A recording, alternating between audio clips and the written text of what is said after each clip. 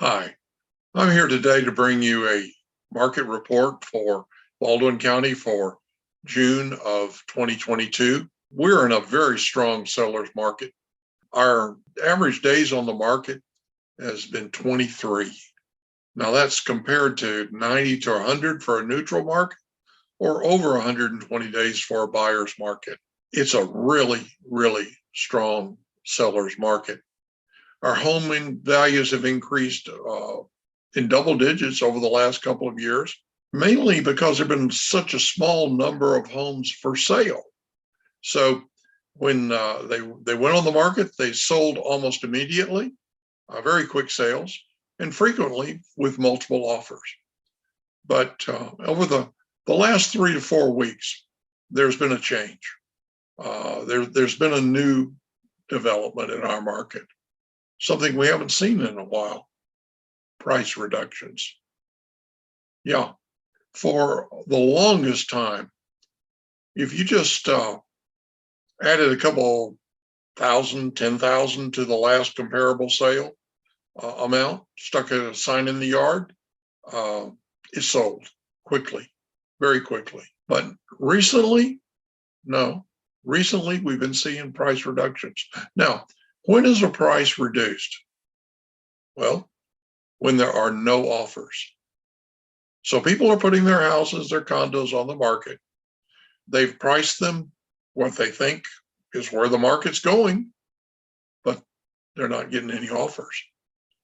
And so they're having to reduce their prices. And that's new. We haven't been having price reductions. Now we see a lot of price reductions in the MLS. Zillow recently reported nationwide that most price reductions at any time since the 2008 crash. So it's not just Baldwin, it's nationwide, and we're probably lagging behind the hot markets in the nation.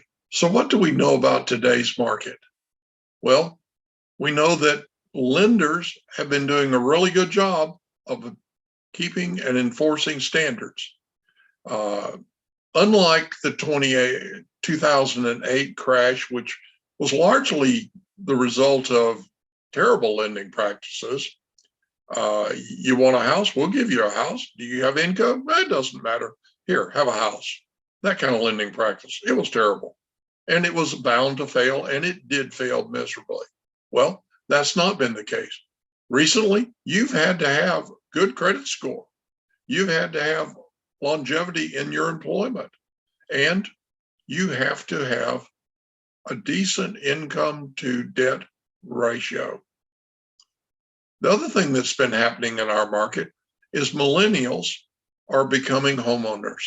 For a long time, they held back, but now they're becoming homeowners. And the problem they're facing is inventory. There's nowhere for them to buy. New home construction is at least 3 years behind due to COVID, due to supply chain issues. So new homes are not being built fast enough to support the demand by the millennials. And the millennials are facing increases in apartment and home rental rates like no one's seen before. At the same time that we have a good, strong market, there's also storm clouds on the horizon. The current inflation rate is 8.6%. That's the highest it's been in 40 years. Back in January, the Federal Reserve promised that they were going to get inflation under control. And they promised that they were going to raise interest rates every 2 months until it got under control. Now, twice already this year, they raised interest rate that they charged to the banks by 0.5%. This week, they raised that interest rate 0.75 points. Now, the rate is what they charge the banks, but like everything else, when there's a price increase, it gets passed along to the consumer. So consumers are going to pay more for interest rates on automobile loans, interest rates on home loans, interest rates on credit cards. It's going to get passed on along. We went from 2.5% roughly to over 5% now. when they increased the rate 0.75%, this was the third increase of this year.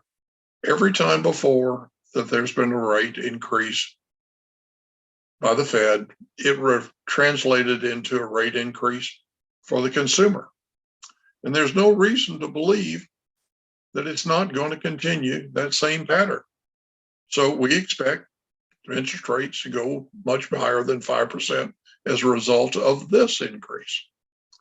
Now, what does this mean to a consumer? Well, they could buy a $400,000 house on January 1st of 2022 for $1,745 a month.